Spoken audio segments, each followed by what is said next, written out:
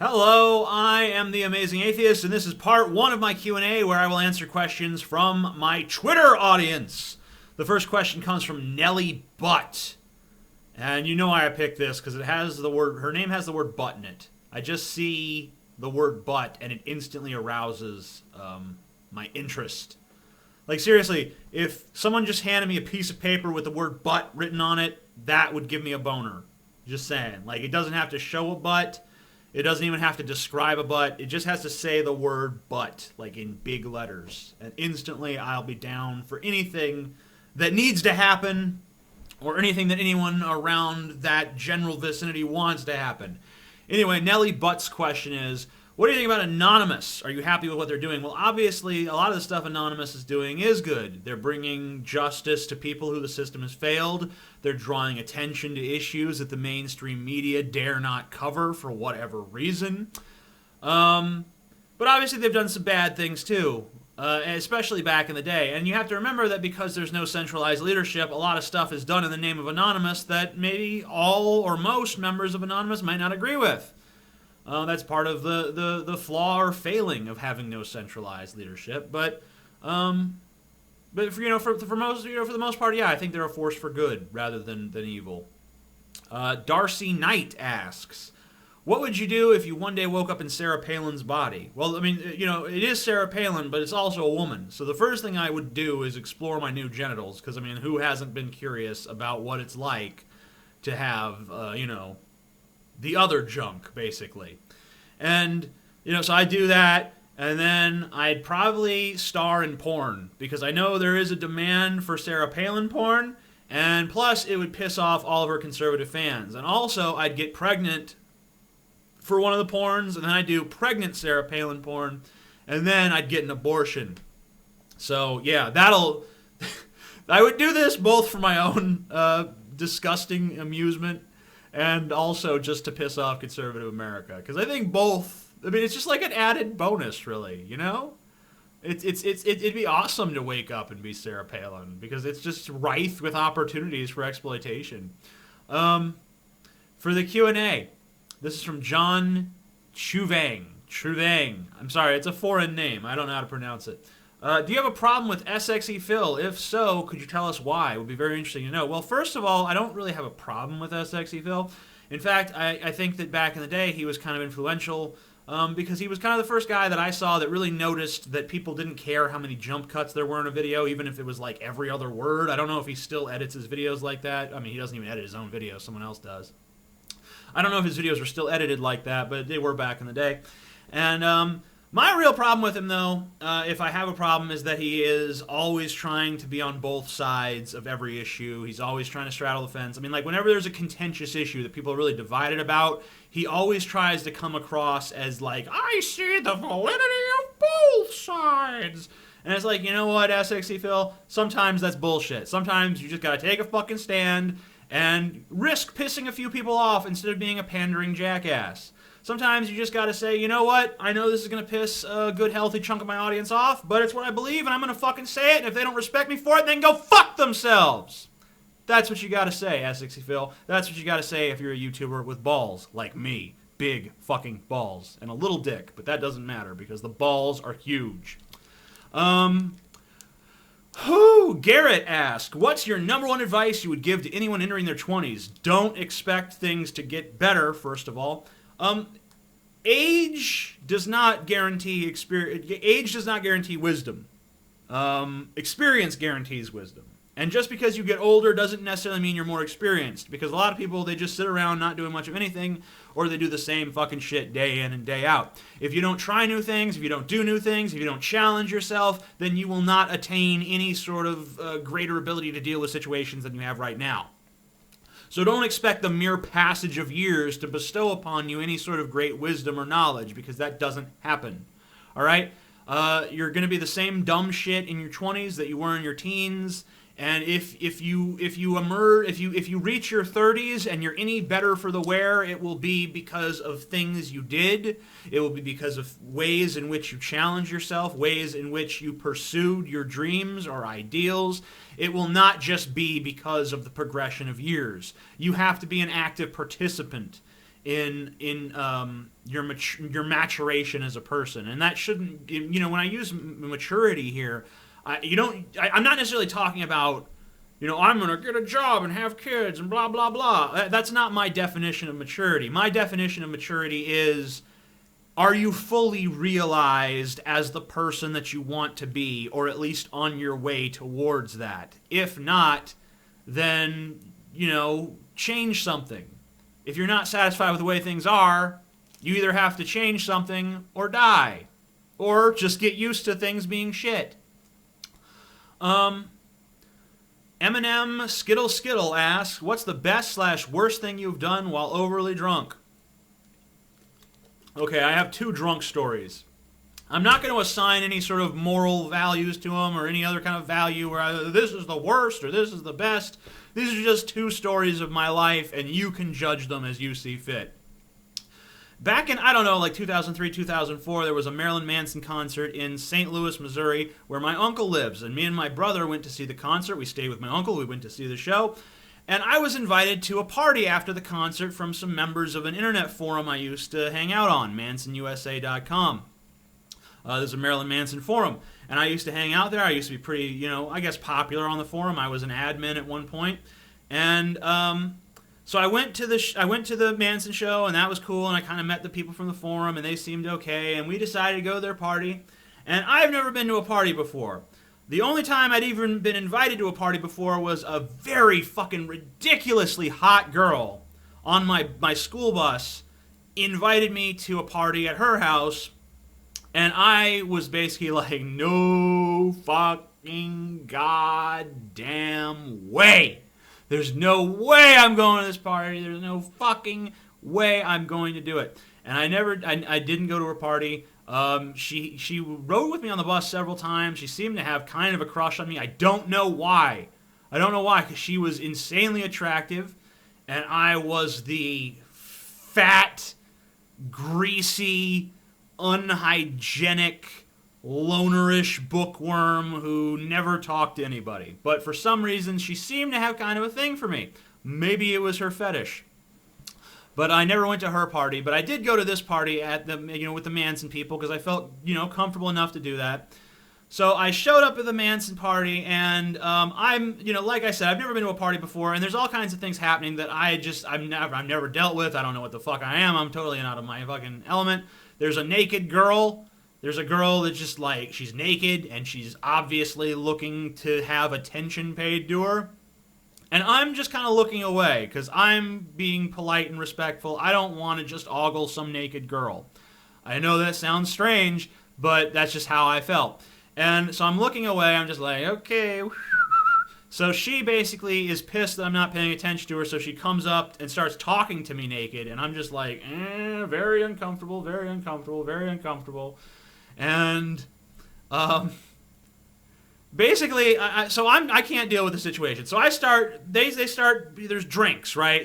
They have this stuff, absinthe, which is basically absinthe minus the wormwood, because for a while the wormwood was kind of controversial in America because, people believed it led to insanity, but really it's just an imperfection in the old way they used to distill it that would lead to, the wormwood being bad and, you go a little crazy. But this stuff didn't have wormwood in it. It was just absinthe minus wormwood, absinthe. Really high alcohol by volume, and I drank a fuckload. Like, I was the only one who really liked it because it tastes like black licorice, and I actually like black licorice, whereas most people hate that shit. So I was just drinking that, and I drank a fucking coffee mug full of vodka, and before I knew it, I was drunk out of my damn mind. And what did I start doing when I was drunk out of my mind? I started going around the party and insulting everyone there. First, I went to that girl who insulted me. No, she didn't insult me. First, I went to that girl that was, trying to talk to me naked and stuff, and I started telling her about her body and telling her tits weren't that nice and telling her that she was an attention whore. And I went to the fucking host of the party and told him his eyebrows were too big and his hat looked stupid, and I tried to steal his hat and give it to my brother as a present. And, I pissed in his sink. I did all kinds of horrible stuff. I was so obnoxious to the party that eventually they decided, we got to get this guy out of here. But unfortunately, I'm 6'7", and the party is on the 3rd floor of a building with no elevator, so I can't get down the stairs. Basically, my brother and this other guy who I'd been making fun of all night and who probably wanted nothing more than to throw me out the window just agreed to help me down. And the whole way down, I was just insulting him. I was fucking talking about what a piece of shit he was. Just like going on and on, trying to tear the guy apart. Surprised that he didn't kick my ass. And we get in the car. My brother is furiously angry at me for making a complete jackass of myself. He has one of those big old cell phones, like back in the day when cell phones were like bricks with antennas. And he starts fucking beating me with the cell phone like, fuck you! And he's just slamming against my head. But I'm so drunk that I can't even feel it. I'm just laughing at him, which makes him so frustrated he starts crying, which was amusing to me at the time. And I start laughing even more. We get to my uncle's house finally. I go to the bathroom. I come back out with my pants around my ankles. My uncle and my brother are like, TJ, what the fuck happened to your pants? And I'm like, I can't find them. And they're like, they're around your fucking ankles, you drunk piece of shit.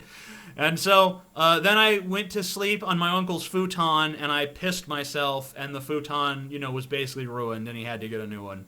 So that was one drunken story. And then another drunken story is that there's this guy named JD that lives, under my parents' house, basically. Not in the basement because their house is on stilts, but there's like a little under section, and he's kind of converted the storage area into a bedroom, and he lives there, and he's basically a drunk. And, like this guy, he could basically have a fucking IV with Southern Comfort going into his veins. So after my dad died, of course, I'm naturally depressed, and I decide if I'm going to drink, I'm going to drink with the pros. And JD is definitely a pro at drinking. So I fucking start drinking Captain Morgan. I drink an entire bottle of Captain Morgan, and I don't stop there. I keep drinking, I keep drinking, I keep drinking. There's all kinds of hard liquor. I drink it all, basically. I drink a shit ton of hard liquor to the point where I can't believe I'm even alive. And I don't know how I got upstairs, but somehow I did. And I basically immediately went into the house and started screaming at the top of my lungs about how... I don't even know. I was on this weird... I've been on acid before, and I was so drunk that it was stronger than an acid trip. I literally, first of all, had no peripheral vision at all. All I could see was what was directly in front of me, and everything looked cartoonish. And I was on this weird emotional roller coaster where literally... about every 5 to 10 seconds, I would oscillate between delirious happiness, and unbelievable sadness, oh God, oh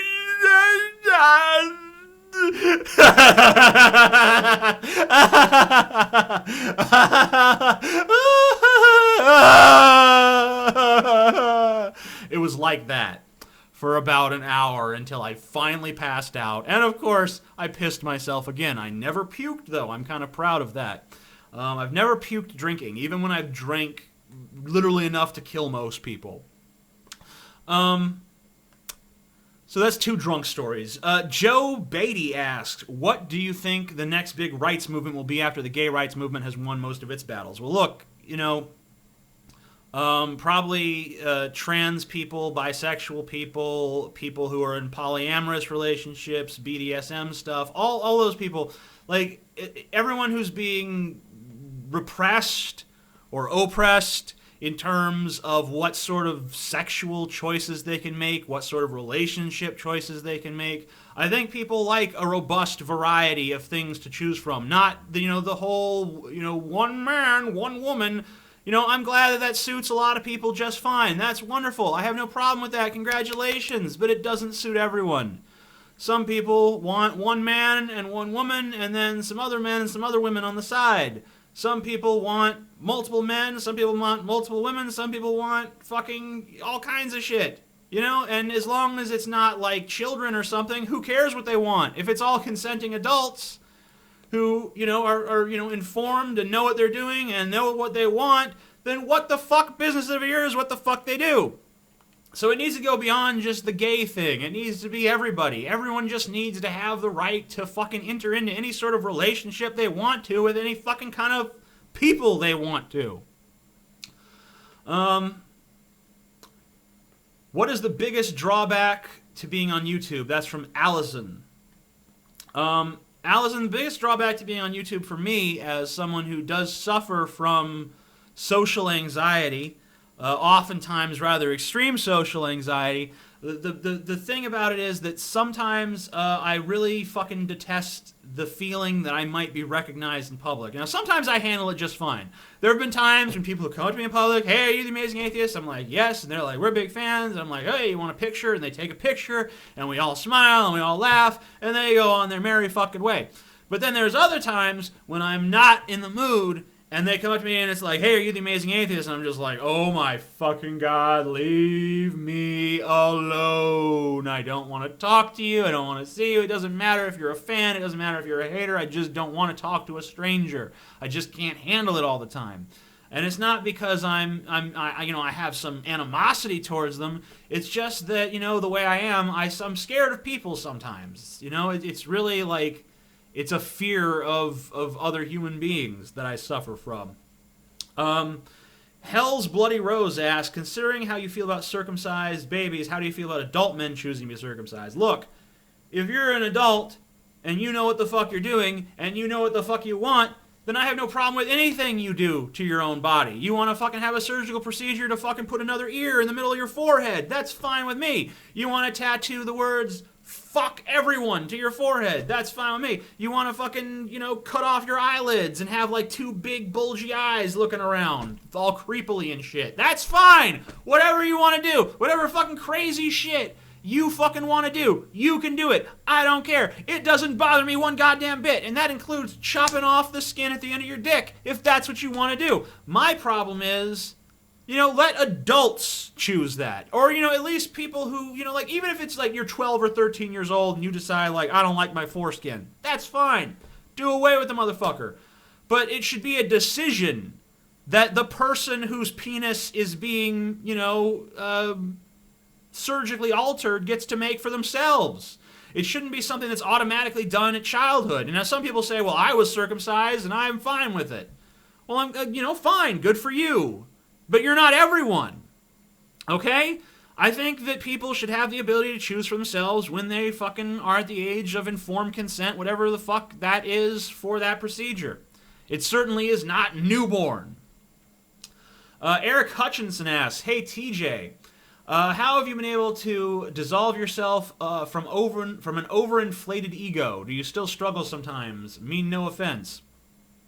Look, an ego is not a bad thing to have on YouTube, because if you are a YouTuber and you make videos, and especially if you're someone like me who tries to be honest, there's going to be people who take issue with you. There's going to be people who have serious fucking qualms with things that you say and things that you do and things that you advocate and things that you want.